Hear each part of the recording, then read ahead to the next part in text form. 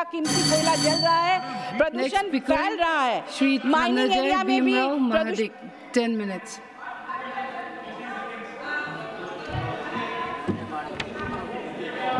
धन्यवाद उपसभापति जी। मैं 23 जुलाई को वित्त मंत्री जी ने जो बजट पेश किया उसके समर्थन में खड़ा हूँ। उपसभापति जी, ये बजट एक विजनरी बजट है। भारत को विकसित भारत की तरफ मजबूती से बढ़ने के लिए तैयार किया हुआ ये बजट है। पिछले 6 दिन से उपसभापति जी हम सब विपक्ष को सुन रहे हैं और Kindly do not interrupt. Honorable member, kindly do not interrupt. Please speak. विपक्ष के सभी लोगों की बातें हम सुन रहे थे। मुझे बहुत हैरत हो रही थी उपसभापति जी कि कोई भी खुश नहीं था और सब के सब यही बोल रहे थे कि हमें कुछ नहीं मिला। यहाँ तक के तमिलनाडु और बिहार वाले भी विपक्ष के साथी बोल रहे थे कि हमें कुछ नहीं मिला। और हद तो तब हो गई जब सदन के देश के एक बहुत बड़ी वकील वहाँ से बोल रहे थे कि India's economy is in crisis. उपसभापति जी, क्राइसिस किसे कहते हैं? हमारे आसपास के पड़ोसी देशों को देखिए। पाकिस्तान, महंगाई, पेट्रोल अभी 250 रुपये हो गया है। एक आटे की बोरी निकलती हो तो 100 लोग उसके पीछे भागते हैं।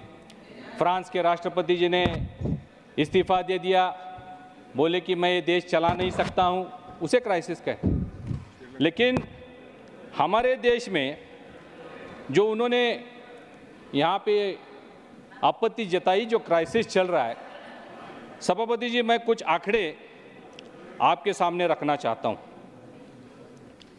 भारत, हम सब जानते हैं, वैश्विक अर्थव्यवस्था में 2014 में 11वें स्थान पर था, आज वो 5वें स्थान पर है।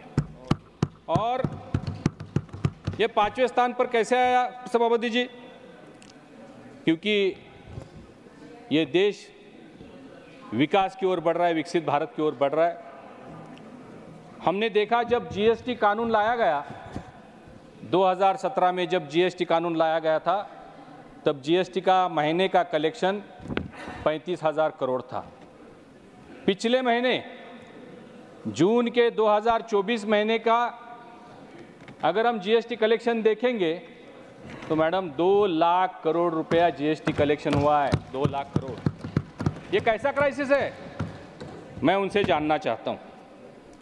देश में स्टार्टअप की संख्या 2014 से पहले 350 थी मैडम, सिर्फ 350।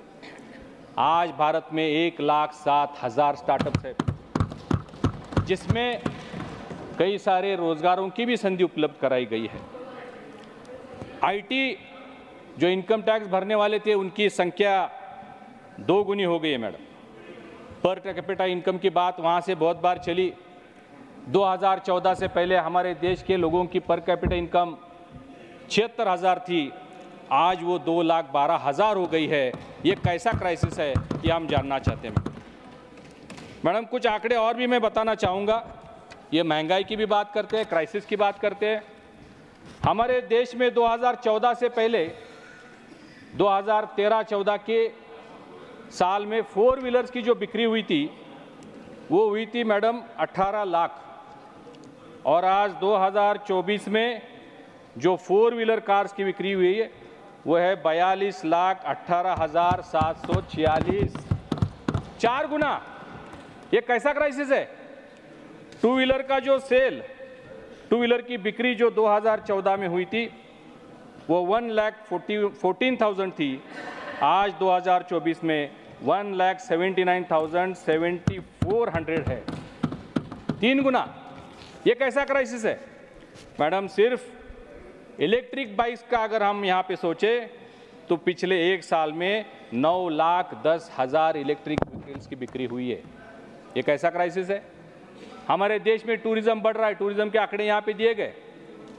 जो बाहर से लोग देश में आते हैं उनके आंकड़े बताए गए, लेकिन हमारे देश से जो विदेश में लोग गए, सिर्फ 2024 के आंकड़े मैं आपको बताना चाहता हूँ। पहले मैं 2014 का बताऊँगा। 2014 में भारत से विदेश में यात्रा करने के लिए 1.5 करोड़ लोग गए थे।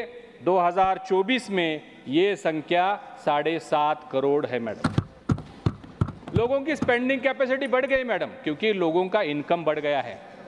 एयरलाइंस की संख्या, एयरलाइंस के रूट, एयरपोर्ट्स की संख्या देश में सिर्फ 49 एयरपोर्ट्स हुआ करते थे, 74 एयरपोर्ट्स हुआ करते थे। आज देश में 149 एयरपोर्ट चल रहे हैं। 2014 से पहले देश में एयरलाइन के जो रूट्स थे वो 209 थे, आज 605 रूट्स है।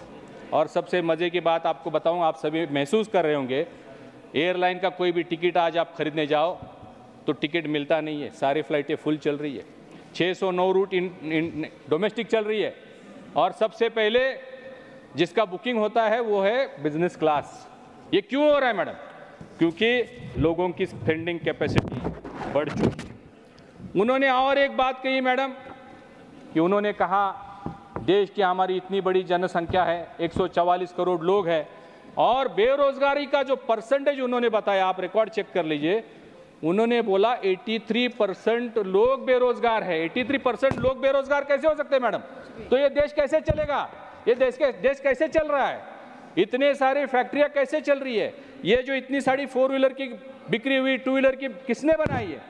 तो ये आंकड़े उन्होंने थोड़ा सा आत्म परीक्षण करने की जरूरत है, मैं ये मानता हूं मैडम। बेरोजगार की बात करते हुए मैं ये पटल पे रखना चाहता हूं कि जो लोग ईपीएफओ भरते, जो पेंशन फंड भरते हैं, 2014 में कितने थे? 11 करोड़ थे मैडम। 2014 में हमारे देश में ईपीएफ प्रोविडेंट फंड भरने वालों की संख्या 11 करोड़ थी। आज हमारे देश में प्रोविडेंट फंड भरने वालों की संख्या 28 करोड़ है मैडम, 28 करोड़। मतलब इन 10 सालों में 17 करोड़ लोग प्रोविडेंट फंड भर रहे हैं जिनको जॉब मिला, और जो अनऑर्गेनाइज क्षेत्र में काम करने वाले हैं इससे ज़्यादा उनकी दुगनी संख्या है मैडम। और फिर भी ये यहाँ पे बोलते हैं कि बेरोजगारी बढ़ रही है। मैडम, एक हमारा गवर्नमेंट पीएसयू एचएल है, हिंदुस्तान एरोनॉटिकल लिमिटेड, हम सब जानते हैं। 2014 से पहले वो बंद था, वहाँ पे आंदोलन चल रहे थे, वहाँ पे सैलरीज नहीं हो रही थी, कोई काम 10 साल से नहीं हो रहा था, कोई ऑर्डर उनके पास नहीं था। आज डिफेंस की इतने ऑर्डर उनके पास है। हम सब जानते हैं कि हम डिफेंस का करीबन 70% सामान बाहर से इंपोर्ट करते थे।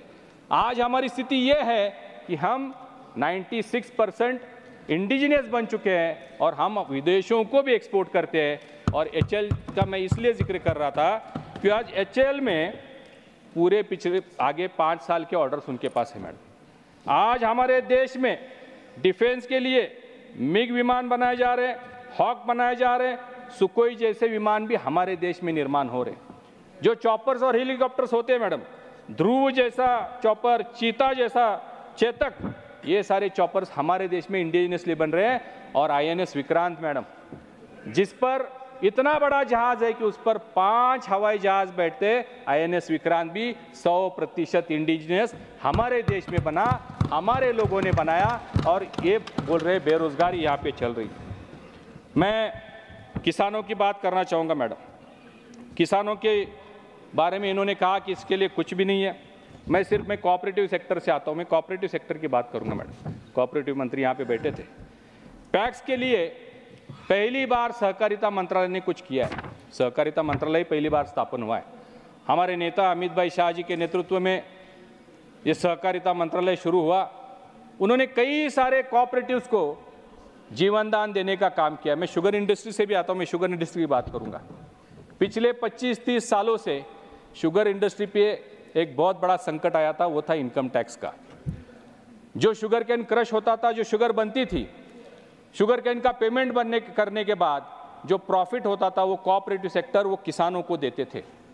और इसी को इनकम टैक्स वालों ने उनको नोटिस दिया कि ये जो ऊपर का पैसा है जो आप किसानों को देते हैं वो आपका प्रॉफिट है और ये टैक्सेबल है, और टैक्स की नोटिसें गई। एक फैक्ट्रियों को 100-100, 200-200, 300-300 करोड़ का इनकम टैक्स का नोटिस था मैडम। जब अमित भाई ने ये सहकारिता मंत्रालय संभाला, सबसे पहला और सबसे बड़ा निर्णय उन्होंने लिया, देश के सभी कोऑपरेटिव शुगर फैक्ट्रीज पे जो ये इनकम टैक्स का काम चल रहा था, नोटिसें बज रही थी, 10,000 करोड़ रुपया माफ करने का काम किया। 10,000 करोड़। और इसी के साथ ही पैक्स जो preliminary agriculture cooperative credit societies है, हर गांव में दो तीन कोऑपरेटिव क्रेडिट सोसाइटीज है, उनको स्ट्रेंथनिंग करने के लिए, प्लीज कंक्लूड मैडम, उनको मजबूत करने के लिए, मैं महाराष्ट्र की बात दो तीन मिनट दे दिए मैडम, उनको मजबूत करने के लिए 27 किस्म के अलग अलग अभी प्रोविजंस किए हैं, अलग अलग बिजनेस वो कर सकते हैं मैडम। वो पेट्रोल पंप्स कर सकते हैं, गैस स्टेशन बना सकते हैं, वेयर हाउसिंग कर सकते हैं, डेयरी कर सकते हैं, जन औषधि केंद्र कर सकते हैं, ये सब नया, और इसको पूरा समर्थन केंद्र सरकार की तरफ से उनको मिलने वाला है। मैं महाराष्ट्र की बात करूंगा मैडम। महाराष्ट्र में ये बोल रहे थे जो हमारे साथी सदस्य कि महाराष्ट्र को कुछ नहीं मिला। मैं 2-4 आपको आंकड़े यहाँ पे गिनवाना चाहूँगा। महाराष्ट्र में जो वाडवन पोर्ट बन रहा है उसके लिए 76,000 करोड़ रुपए केंद्र से दिया है। मुंबई मेट्रो के लिए 1087 करोड़, मुंबई अर्बन ट्रांसपोर्ट के लिए 908 करोड़, विदर्भ मराठवाड़ा सिंचाई प्रोजेक्ट के लिए 600 करोड़, महाराष्ट्र रूरल रोड्स के लिए 400 करोड़, मुंबई दिल्ली इंडस्ट्रियल कॉरिडोर के लिए 499 करोड़, कृषि प्रकल्प के लिए 598 करोड़,